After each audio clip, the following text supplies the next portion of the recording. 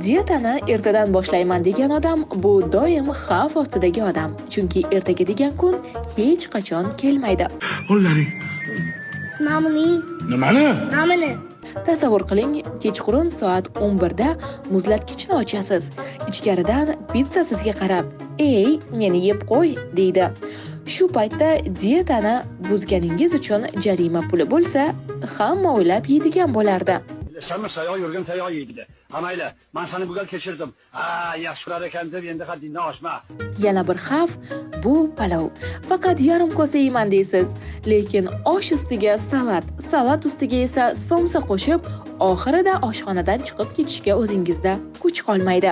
Eng yomon holat sport zalida abonement olib, birinchi kuni selfie qilib qo'yish, keyin esa abonementning o'zi diyetaga chiqib, chang bosib yotishi. Ana shu pul yo'qotishlari uchun diyetachilar sug'urtasi zo'r bo'lardi. Xohlagan treneringizga yuboring, sizni 1 gram ham 1 kilo tugurib 1 gram ham ozdira olmaydi. Albatta, diyetani ertadan boshlayman sug'urtasi degan narsa yo'q.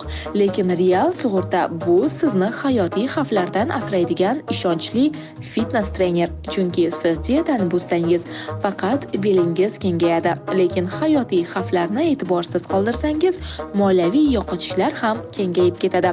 Shuning uchun diyetani ertaga qoldirishingiz mumkin, ammo sug'urtani emas.